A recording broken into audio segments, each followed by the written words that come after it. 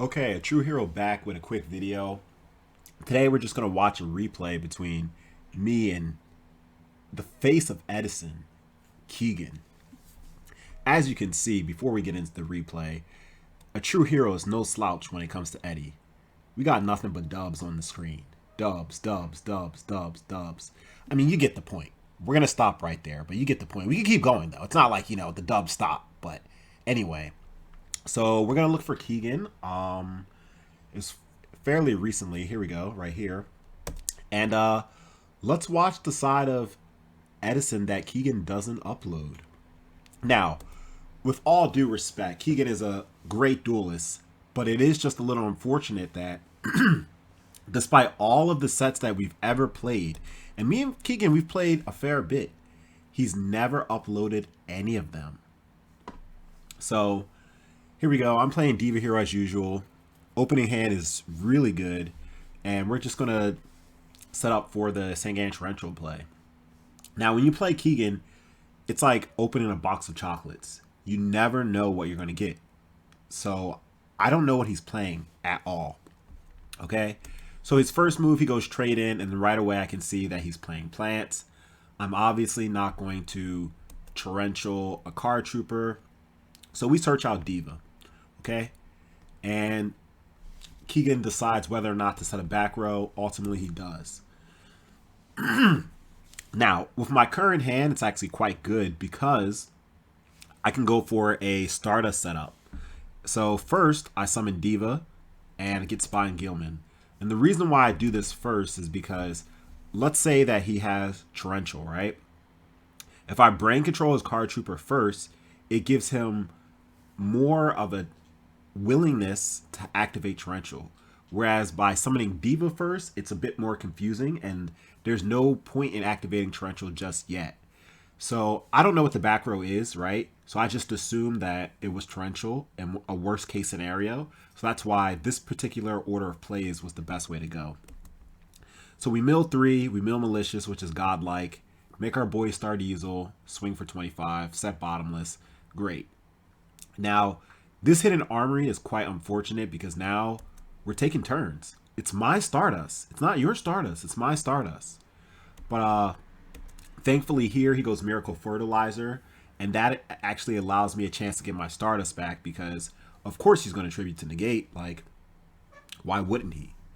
So cool, tribute Stardust to negate, and I'm not really too worried about Titanium because, as you know, I have Malicious in the grave. So I can easily make a Synchro next turn to out it, and I'm getting Stardust back because he tributed. So, we're big chilling, big chilling. We draw a Grepher. We go ahead and we make Colossal Fighter. Colossal will swing. Unfortunately, I had a Warrior in the graveyard, so I can't get the double swing. And then he just scoops. All right, game 2.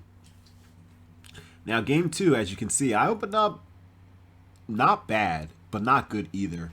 The problem with this hand is, as you can see, there's no defense. And this is something that is unfortunate. So I dropped the Heavy Storm because I'm afraid of him having Call of the Haunted. Because if he has Call of the Haunted, he can do a lot of broken things, right?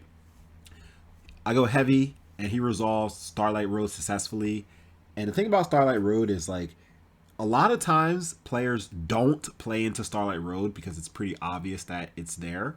But when Starlight Road resolves, it's pretty hard to lose that game.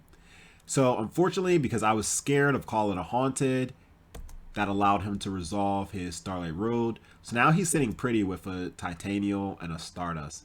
And Titanium might as well be a Synchro on her own. Like, she just does it all. But I don't scoop just yet. Set tree board and see how things play off. Okay. He goes Miracle Fertilizer, and Miracle Fertilizer is essentially the Call of the Haunted, right? He Miracle Fertilizers, he flips Skill Drain, and then I'm like, yeah, I'm just going to take this 56.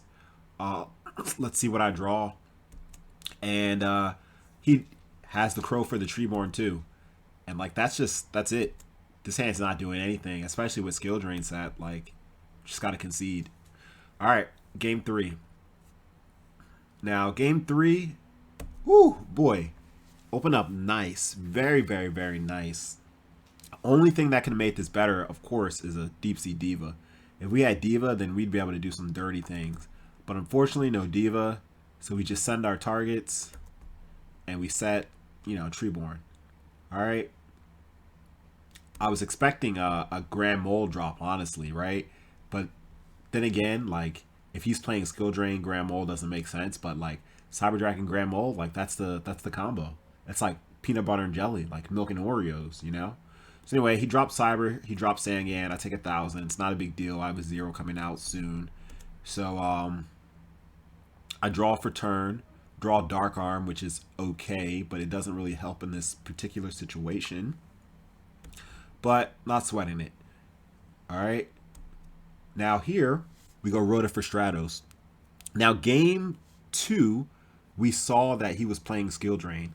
The thing is, I don't understand why someone would keep in Skill Drain against Diva Hero. Like, yes, it stops Stratos. Yes, it stops Diva. But like, it doesn't really affect the rest of the deck. Treeborn resolves. Sangan resolves. I can still do malicious plays. I can still make level 8 synchros. Stardust resolves. Colossal Fighter resolves. Like, do you see where I'm going? Like, Skill Drain is not the best choice against Diva Hero. Like, there are definitely better cards to side in against. So anyway, we're fine with him taking 1,000 and then him taking 800. We set the world because we know that he has Skill Drain up, so he's not going to play Heavy Storm. Like, it doesn't make sense. All right. Cool. He goes for the big bitch. And we all fall down like London Bridges. He swings for 28. Not a big deal. Now it's been 2 turns. Our 0 comes. And look at this. We're sitting pretty. We're sitting pretty. Because now we can make a level 8, which is Colossal Fighter. And in addition to making Colossal Fighter, we have Miracle Fusion, so we can make a 0. And that's game on board. Because since Colossal Fighter won't be weakened because of Skill Drain, 28, kill Titanial, swing for 28, swing for 5,000. And that's over 8,000. He's only at 62. So obviously that's the play that we go for, right?